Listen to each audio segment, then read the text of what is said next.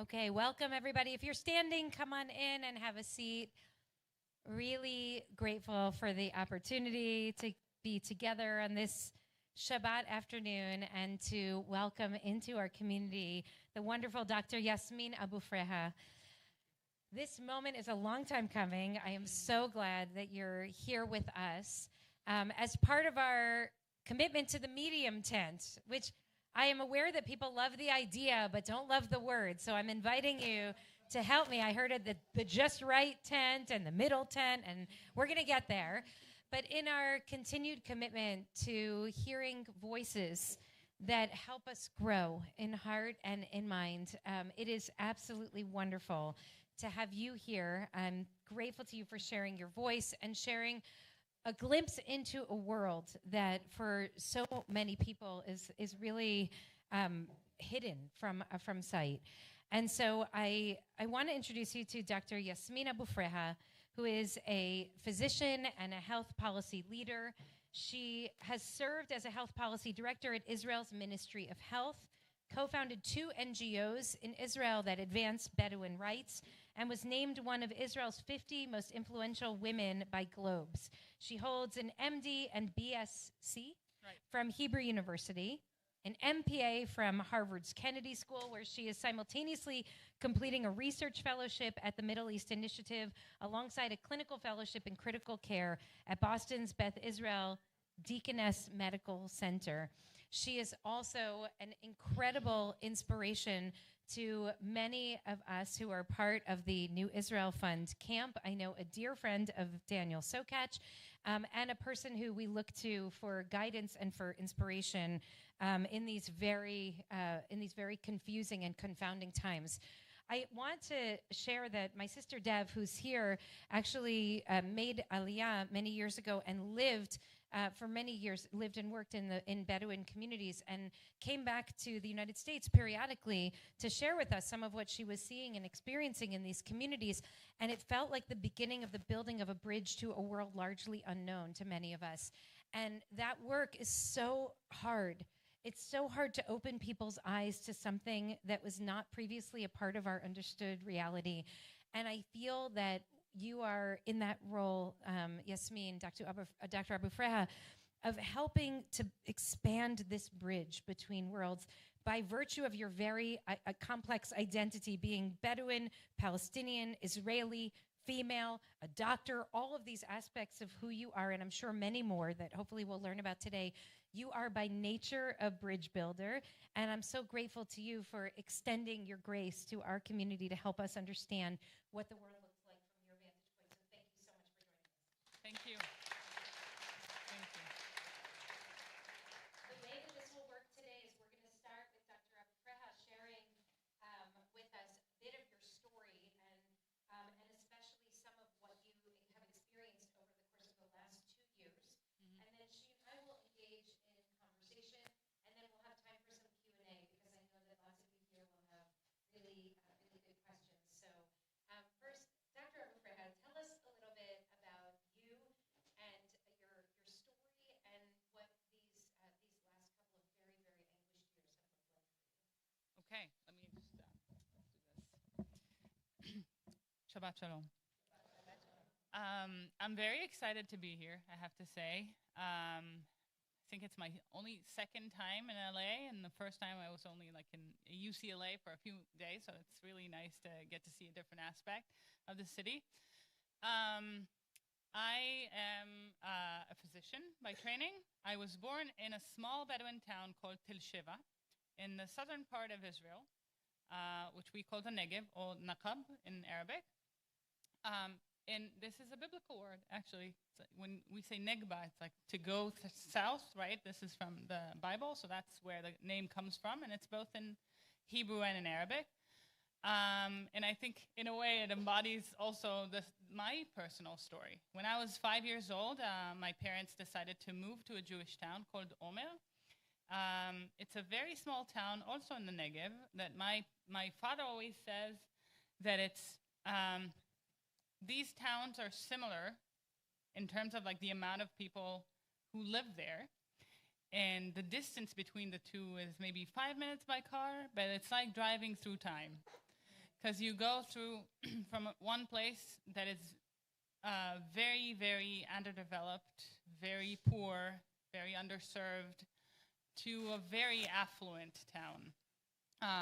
One of the richest in Israel, actually. In Israel, we grade towns and villages and cities according to like socioeconomic status, and Tel Sheva is grade 1, which is the lowest. Omer is grade 10, which is the highest. And in the tier of grade 10, it's one of the first 3.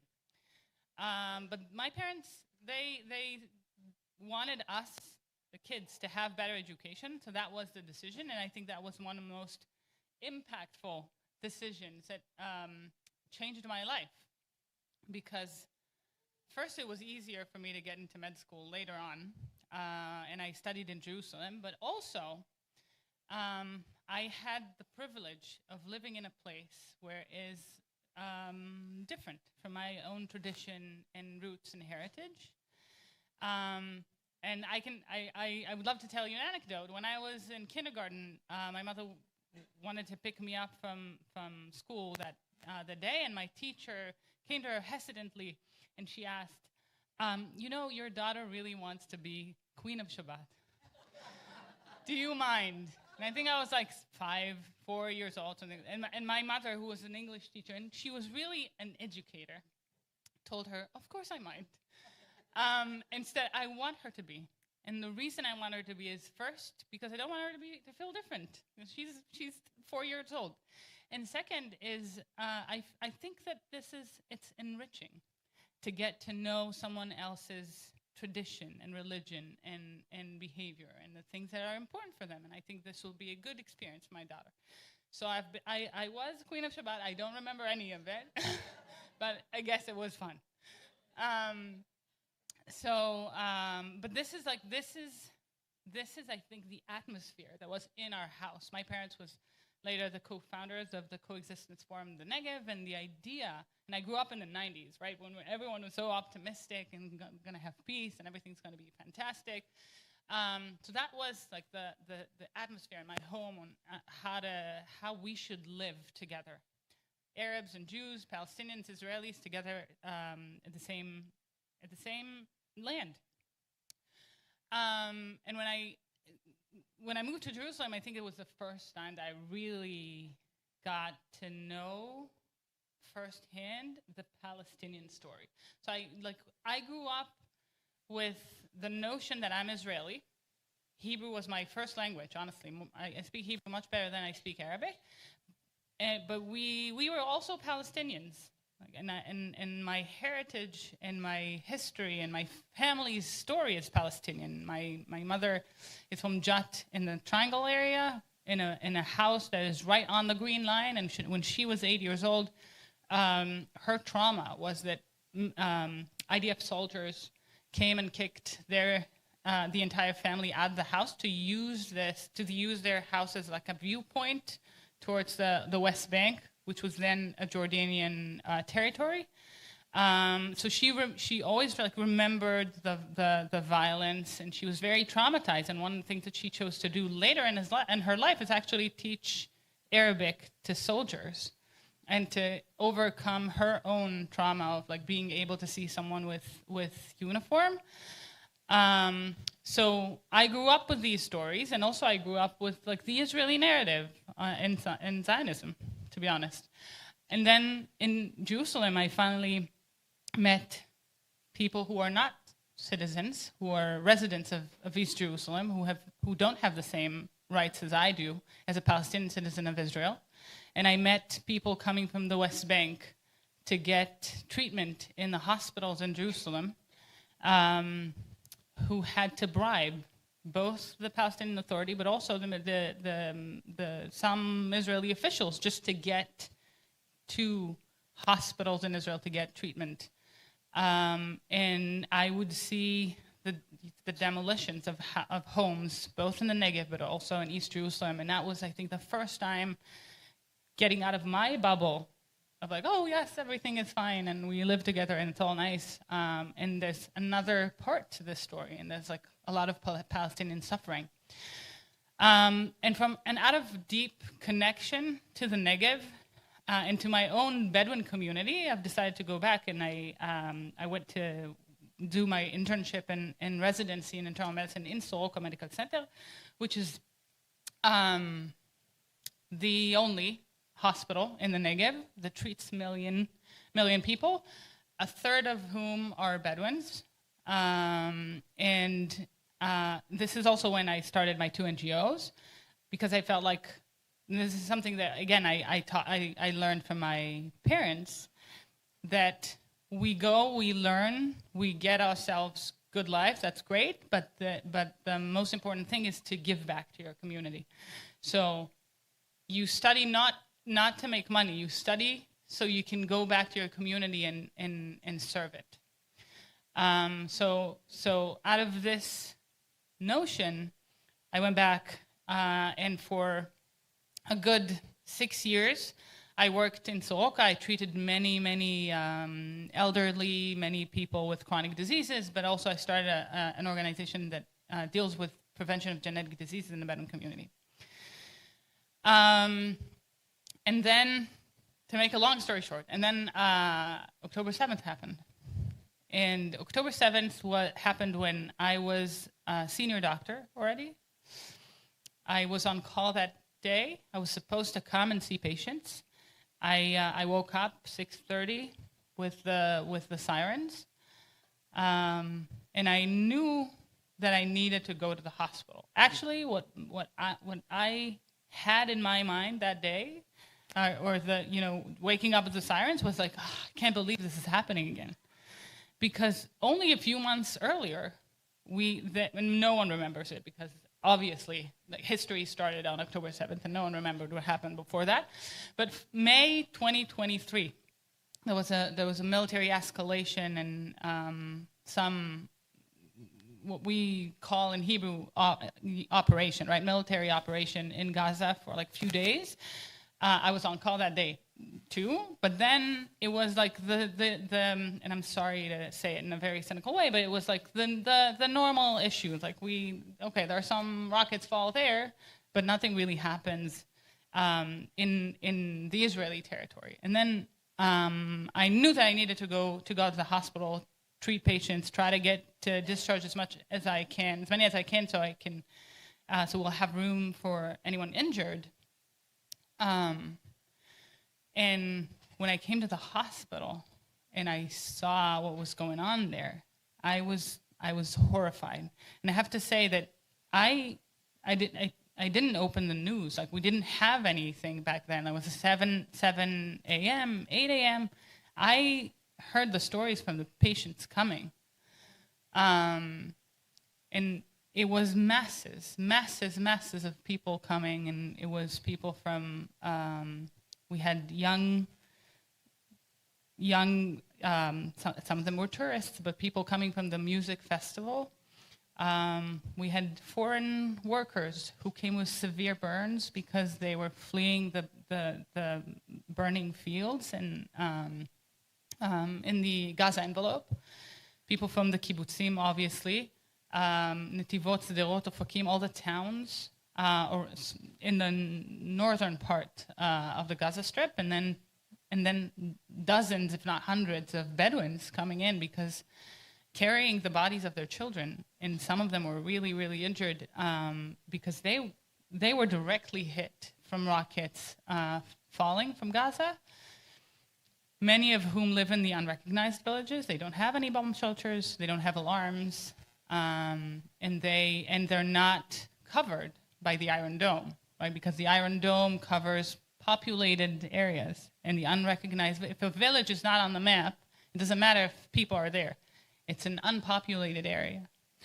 So that was the scene, and I was there for the entire day, obviously, in the emergency room, treating really dozens of people. And I was working in the what we called like the easy, like the mild patients who only had mild injuries, which was awful, just the same. But I think at some point, I remember 5 p.m. maybe.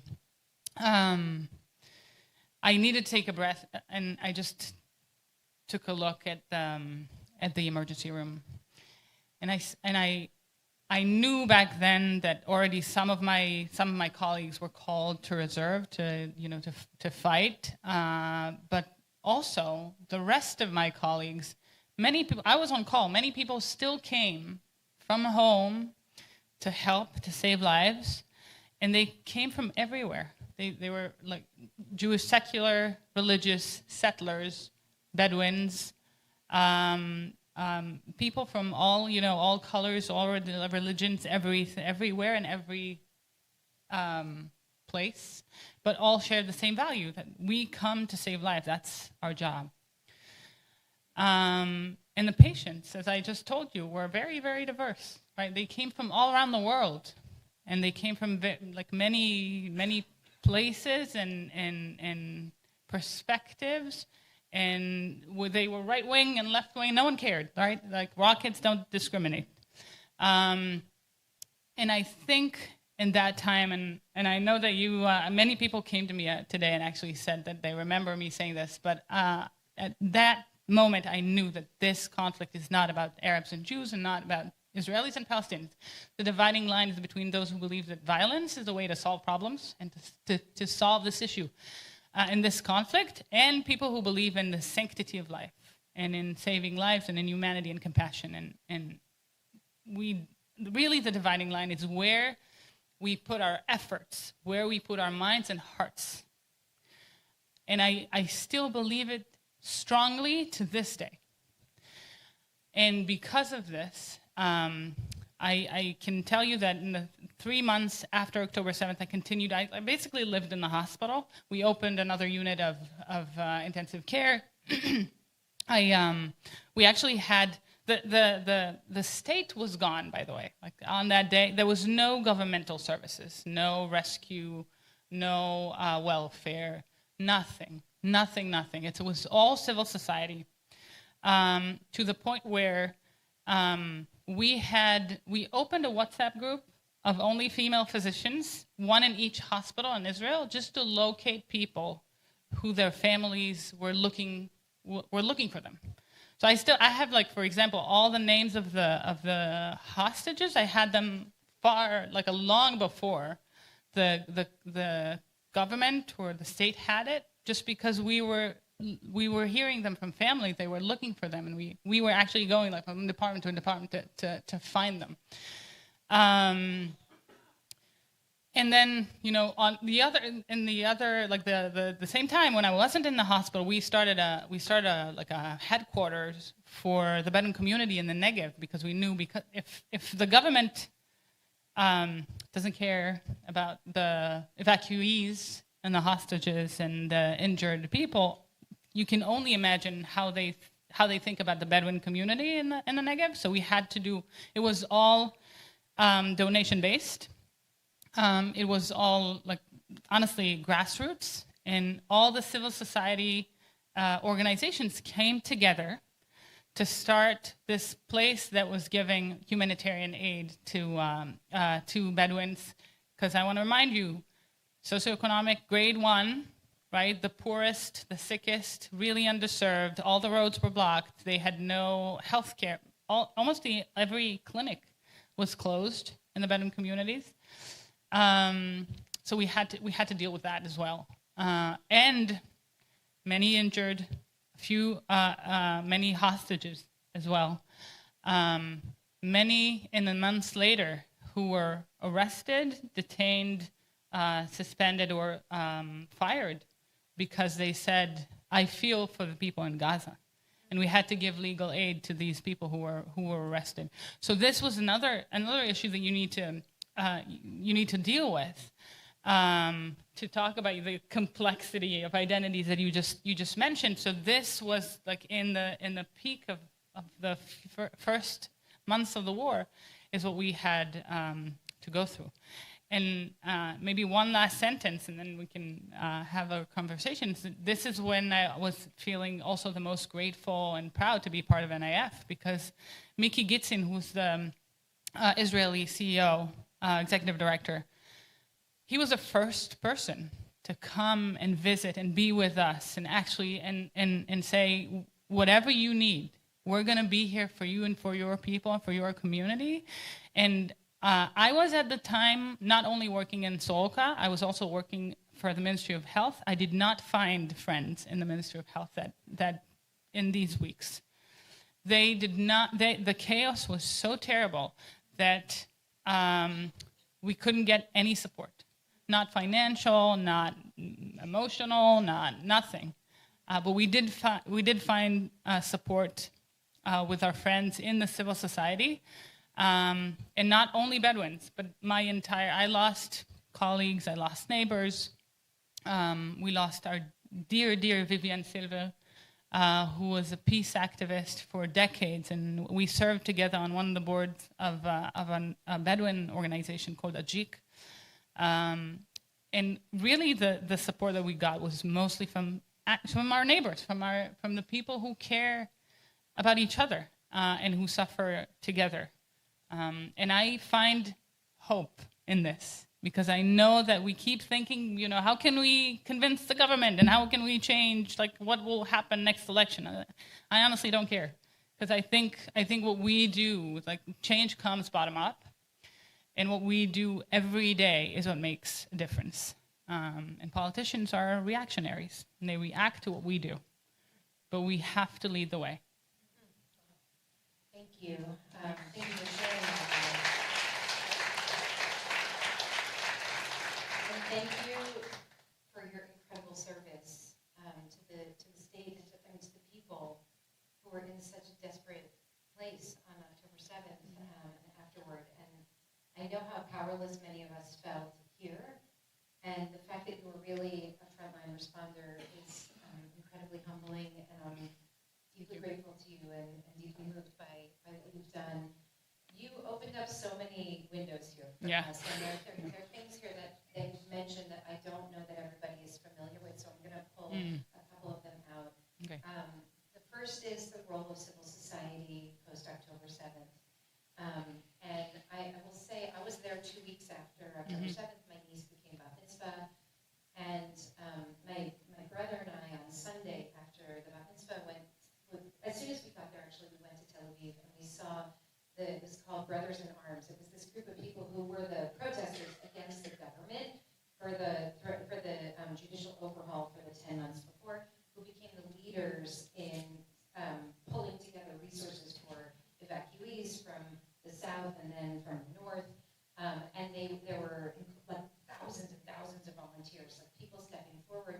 And it was incredibly hopeful and moving, and also devastating that the government failed to step in and had created this very dangerous void when the country was in greatest need and it was essentially not present.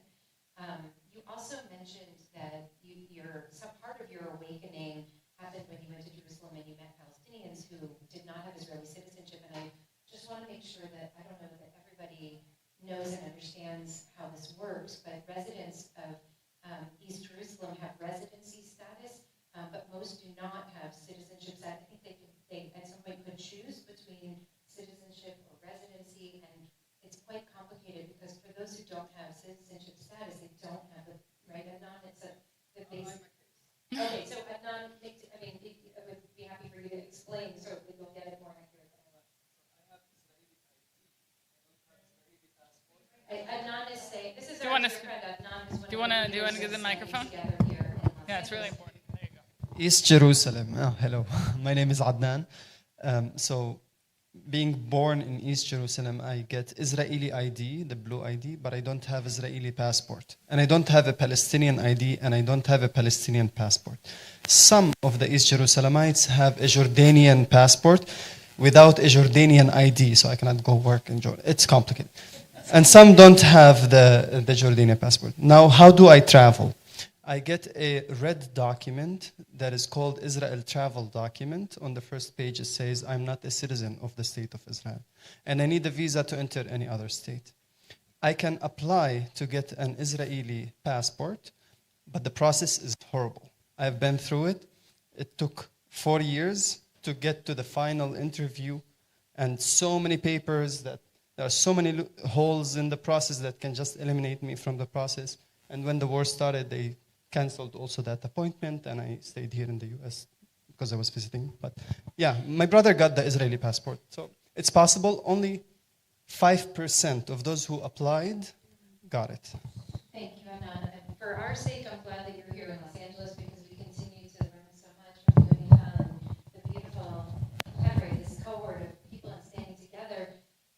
I hope that you're able to get this passport. This is someone who was born in Israel who does not have an Israeli passport. So just to give people a sense of that. And the last thing, just for clarification, is speaking about the unrecognized villages, which was really what Deb was focused on. And I think now are there 31 or 20? I can't remember the number. About 40. About 40 now that are still unrecognized. Yes. And that means The population is close to 200,000 people. So when they say it's empty in the desert, Right. Yeah. So what Deb is saying, there are about 200,000 people who live within these unrecognized villages, and so so when they don't have the protection of the Iron Dome and the bomb shelters, et cetera, it's obviously and this is an incredible risk for the people who live there, Yeah. and they also don't have basic services in Right. these places.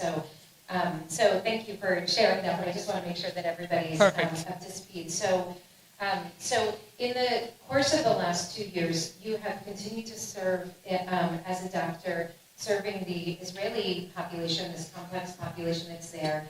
And you've also been in close contact with colleagues and friends who are in Gaza and have been operating from there. And I would really like if you would share with us a little bit about what you've experienced there. And I want to say that Dr. Abu Fraiha published an article in the New England Journal of Medicine that is an absolutely devastating article that's extremely important for us to have eyes on and open our hearts to. It's called Standing by Our Colleagues in Gaza, a plea to the U.S. medical community. The fact that you, an Israeli first responder, are writing about this, it strikes me as profoundly important. And it's essentially, it really is a plea for us to open our hearts and minds to the experience of what was going on in Gaza. And thank God, I didn't mean to say this morning when I said what we want is not ceasefire, what we want is a just and lasting peace. I also wanted a ceasefire, just to be clear. But what I think you're calling us to is the way that bias has worked in the storytelling over the course of the last 2 years, and what people hear and what people are exposed to and what we believe. And I think there's a lot of entrenchment in individual narratives. I think many people in the Jewish community perceive that people out in the world are not sympathetic to Israeli and Jewish pain. And I think many Palestinians feel that people out in the world are not sensitive to or aware of Palestinian pain. And you really speak to this in your article. And one of the things that I keep pointing people to is just listen to the doctors. Listen to what the doctors are reporting that they've experienced in Gaza when they come home. A lot of them volunteers and sharing their reports. So you have listened to those doctors. They are your colleagues and friends. Can you share with us what you want us to hear about their experience over the last 2 years? Yeah. So maybe I'll start by saying first, because I'm an Israeli citizen, I cannot go to Gaza and volunteer there, and I wish I could. Historically, at least me, I'm very much into, my profession is critical care medicine. So I also volunteered years ago in humanitarian delegations, like after the war between Georgia and Russia, and with Syrian refugees. So it really, and with working with the Israeli evacuees and the Bedouin community during this war, it broke my heart that I can't really help Palestinians in Gaza, because I felt like the need was really extreme. And maybe I will just touch upon what you just said before I go into that. Or maybe, because you did say listen to doctors. So I want to say just listen to people. And that, to your point about the civil society, right? What we saw in the first few months of the war is that people helped each other. And we Physicians for Human Rights Israel, for example, who had open clinics in Gaza could not go in anymore. But the things that they did on October 7th immediately was going to the hotels in the Dead Sea to help, to give immediate mental health and just, health care to people who were evacuated from their homes.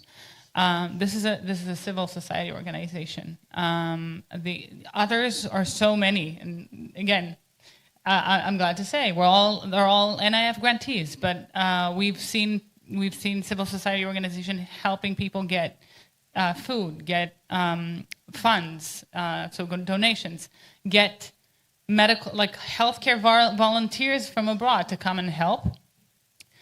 And when I think of Gaza, and we knew it from the beginning of the war, we knew that the sense of revenge is going to be so high that the response is going to be atrocious. And today, 2 years later, it's unfathomable. And through Physicians for Human Rights and through my colleagues who I was in touch with before the war and now even more, I got to hear their stories, and I got to meet people from the U.S., doctors from the U.S. or from other places who volunteered there and tell their stories, what they saw in Gaza. And it really is heartbreaking. And we opened this paper by saying, me and other first responders of October 7th, when we come here and we tell our stories, we get support, we get compassion. People are willing to listen to what we say. Although I will say that in some circles, some people questioned. Like they said, really, it did happen? And then I say, yeah, I saw it with my own eyes. It did happen. But when specifically like doctors who tell the stories of starvation in Gaza and the severity of injuries and kids who come in with gunshot wound to the head and chest by snipers, they are faced with a lot of denial and a lot of anger and a lot of sometimes even like vile responses because it hits people in a very, very sensitive place. And when I speak about pain of people, I want to say a few things about this. So first, right at the beginning of the war, I would be like very compassionate and say, it's fine, people don't really get it. Everyone is so soaked with their own trauma. And to the point that they can't see anything else. Like imagine you have a toothache. And it's so terrible, the entire universe is your tooth. Mm-hmm. Like nothing else matters. So you can't really think of someone else's pain. That's natural, that's human, that's just how we are. But at some point you need to understand that the way you deal with trauma, there's a healthy way to deal with trauma, and then there's an unhealthy way to deal with trauma, right? And people, you can get therapy. You can say, okay, this happened in the past. I'm going to process this, but I can continue to function. Keep my core values. Keep the who I am. The trauma does not define me as a person. Or you can find other ways, and people use alcohol and drugs and violence, and like there are other very unhealthy ways to deal with trauma. And I think October 7th and what happened after that obviously was so traumatic because it also raised historical traumas. So when people hear or see on the news Jewish people hiding under the beds or in their bomb shelters at home, basements, wherever they were hiding, because they were hiding from gunmen outside. Obviously, it gets like Holocaust stories, and you think of like what your grandparents told you, and you see it now on the screen and TV. Obviously, this traumatizing. When you think of the Palestinians, when they see millions of people marching from the southern part of Gaza to the northern part of Gaza, then the stories of the Nakba, then death marches from Lod to Ramle This is what Palestinians feel. This is what they see. It brings all the trauma back. And obviously, you can't see the other side. Mm-hmm. It's impossible. But it is our obligation as people. Before we are Jewish, Israelis, Muslims, whatever, Dodgers fans, it is our obligation, right?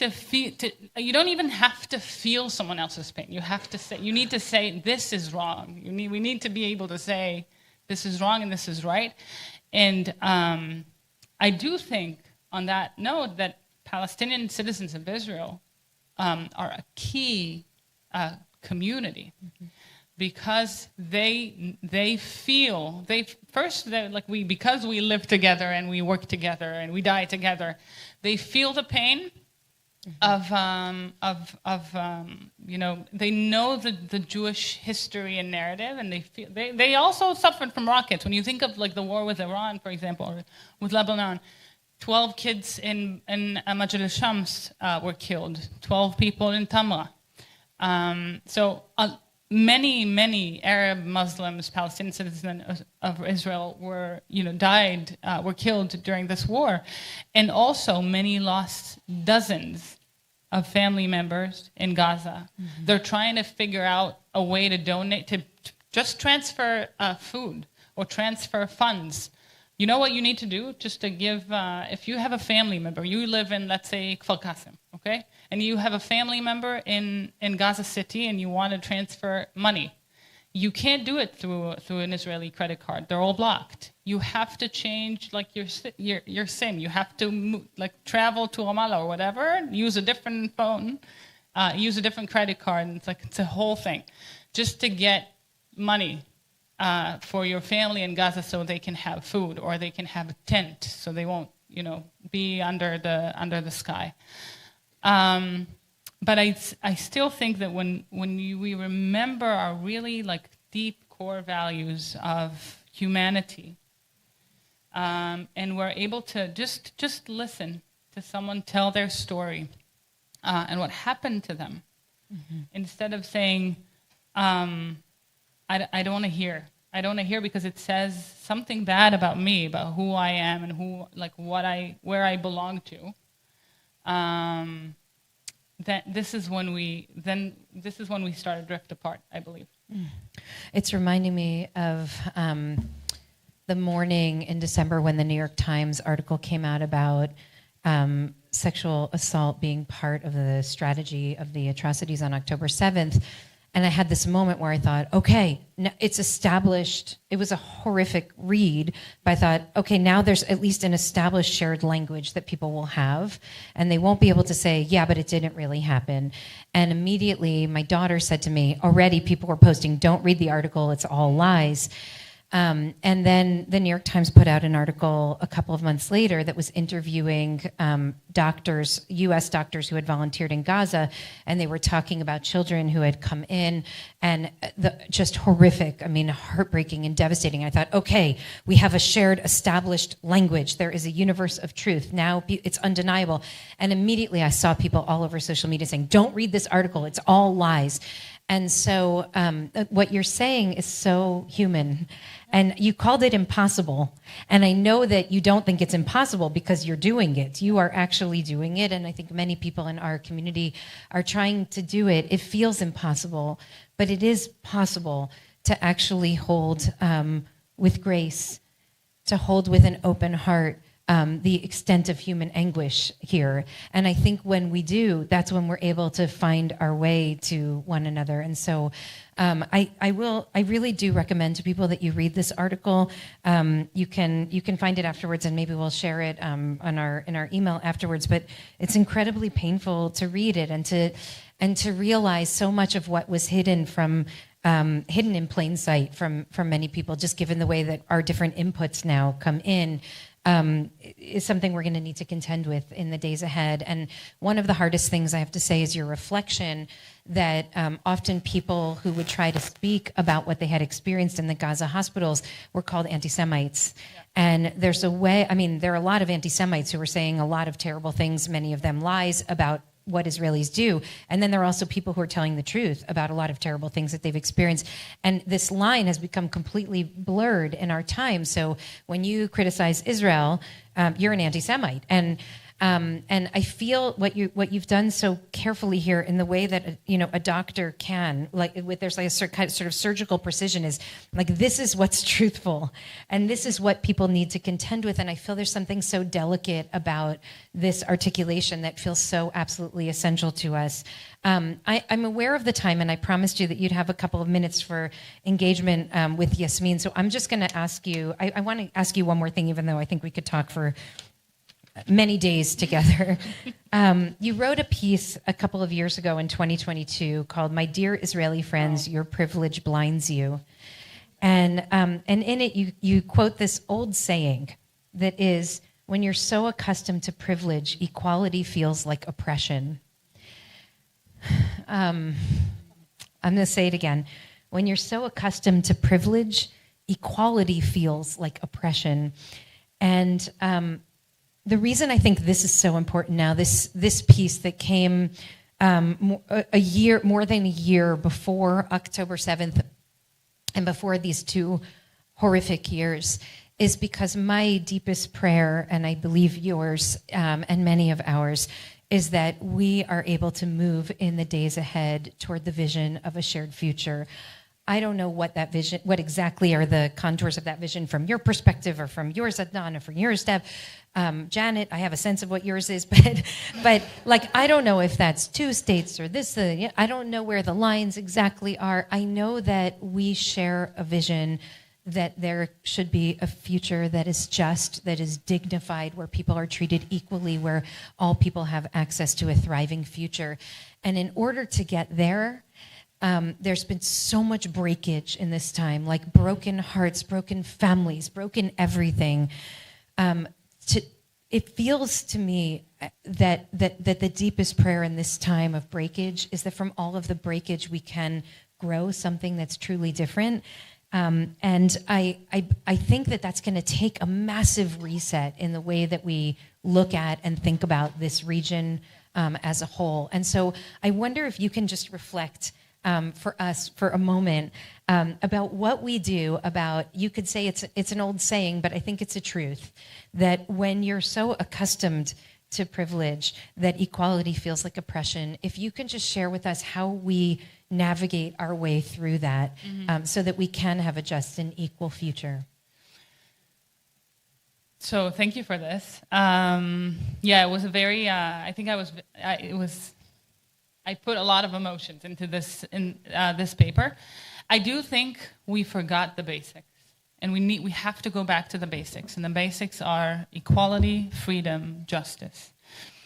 And I say this because I feel, especially in my own, being an Israeli, I think what October 7th did, it surfaced, okay, a lot of tensions and a lot of issues that were there before, but we weren't courageous enough to discuss. One of them, and I do think this is actually an inner Jewish discussion that needs to happen, is Jewish and democratic. What does that mean? How does it look like? Okay, I think part of the fact that it is not discussed is what brought us to where we are. Does it include equality, freedom, and justice for everyone? Maybe yes and maybe no, and it depends on how you define it, but I think no one asks the question.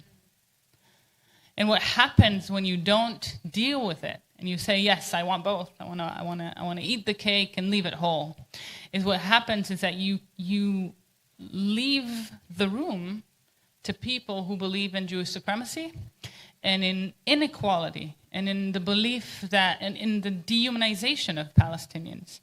And the belief that in order to have a Jewish state, then it must have total control over Palestinian lives, to the point where the dehumanization is so legitimized that even like the far left, let's say, like when you think of politics in Israel, even the Democrat Party, Yair Golan, he will not talk about Palestinian state. So it's like it's been such a consensus that Palestinians should not have equal rights. That this is, so when I think of, because Israeli Jews are so privileged in Israel, that if we go to a point where everyone is equal, everyone is free to move, to think, to just express themselves, right? They're free to protest. It means that some Israeli privileges will have to be let go, right? And that to Israelis, and specifically Israeli Jews, is considered a huge loss to the point of oppression, of like because they will say, but October 7th, wait, but we're the victim, and I do think because you have to give up your privileges. In a way, it makes people think that they are being oppressed, but you need to remember that there's always like a power dynamics here, and in order to live in an equal and just society, we have to commit ourselves to the values of equality, freedom, and justice. And it has a price. It has a price, right? If you have more than your neighbor, and you believe in an equal future, then you'll have to give some of what you have. That's just how it is. And we have to be able to sit with the discomfort of it, because the future of freedom, equality, and justice is much, much better and much more beneficial to all of us. Thank you so much. Okay, I'm gonna take just a couple of questions because the hour is late. So let me just see who's got a burning issue. Okay, we'll start here with one, and then maybe one more after that. And will you introduce yourself also?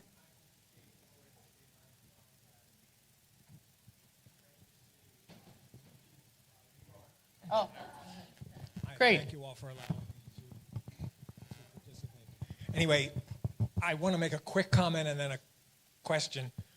As another famous Jew once said about 2,000 years ago, he who is without sin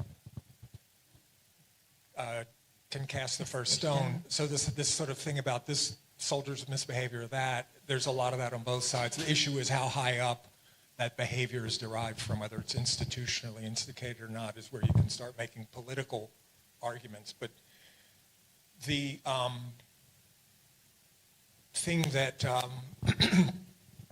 I wanted to ask about is, I read an interesting article about 10 or 15 years ago where the Saudis in the 70s were very much drifting away from this the sort of aggressive jihadist sort of rhetoric, because they wanted to just be better integrated into the world community commercially and otherwise. And then after the Shah was overthrown, it sort of became a competition because the Saudis controlled Mecca and Medina, and they couldn't, as George Wallace said when he lost a election in the 50s to a really hardcore racist, he said, "I'll never be N-word again."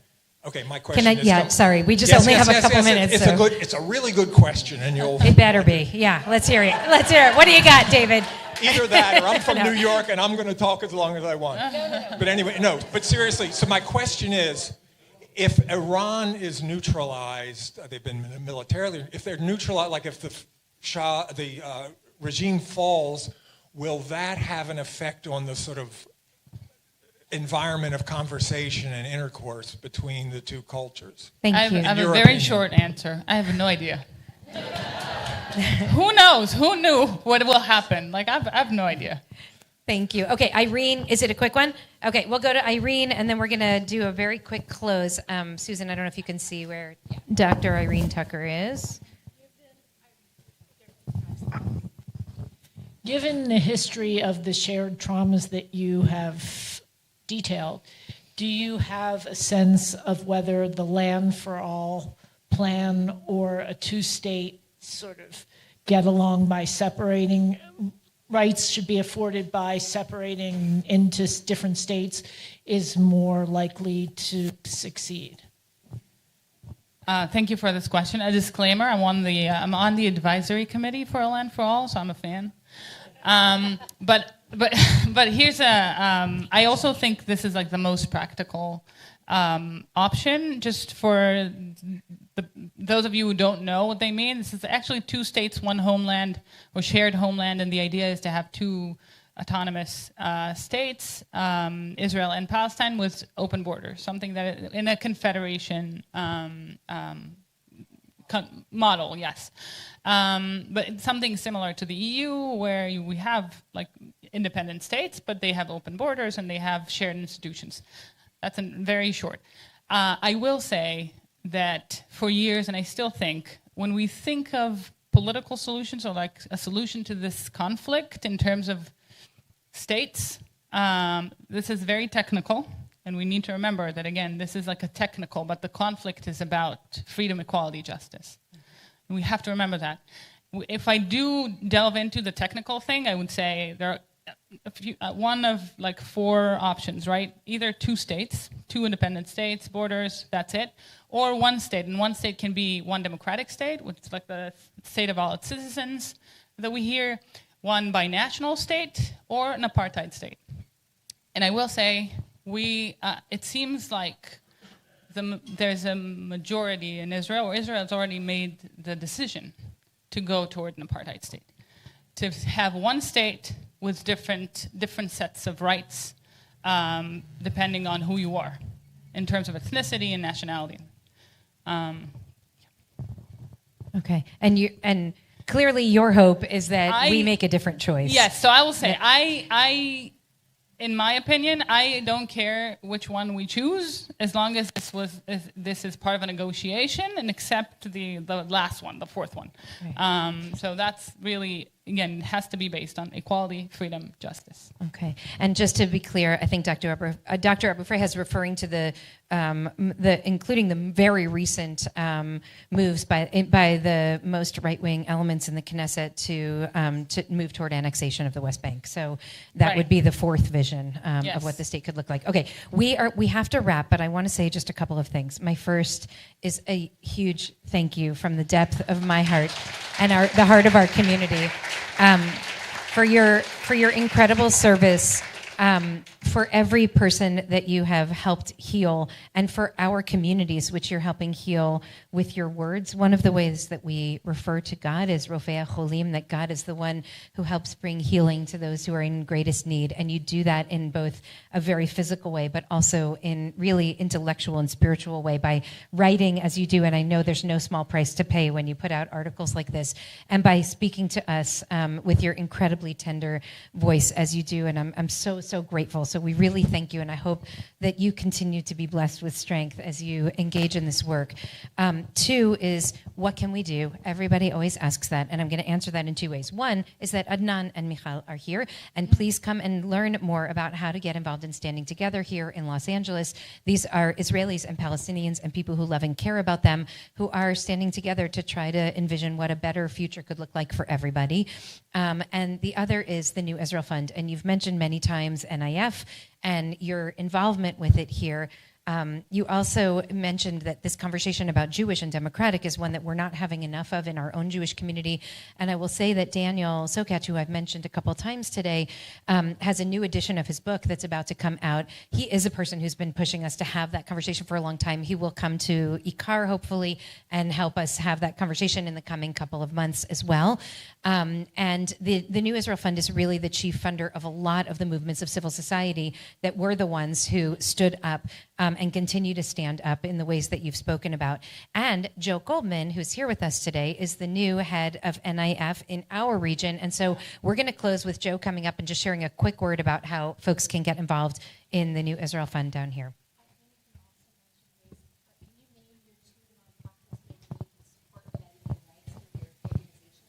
Oh, thank you. Actually, I mean, NIF is a great way to do it because, so one of them is Yanabia, which NIF is actually supporting the building of forum of mayors from the Bedouin community to kind of like encourage and empower Bedouin leadership. We also have the Nasij program, which is a program that is dedicated to the Palestinian civil society in Israel.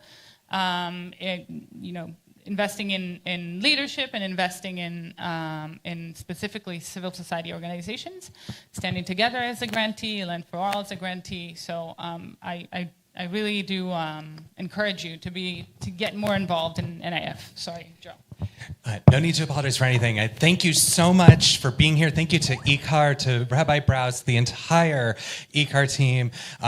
This was my very first NIF event ever since joining the team, so thank you for making it awesome.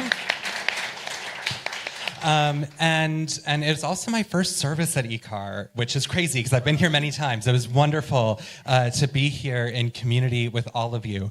And so, as you heard, civil society in Israel is what's basically the only thing standing between really, really scary things and a much better future.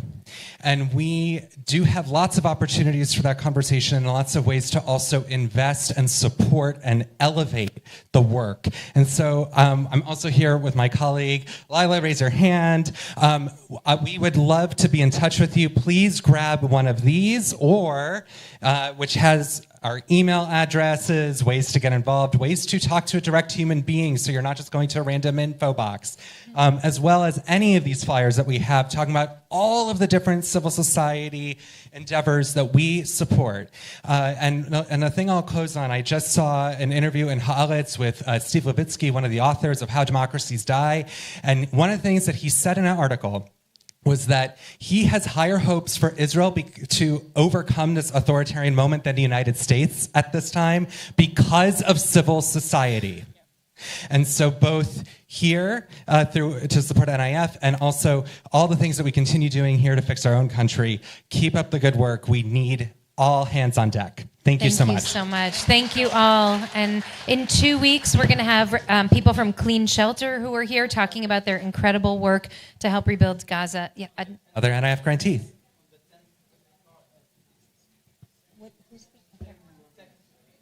Oh, and Tech to Peace will be speaking on November 10th between Standing Together and IKAR. Rabbi Artson.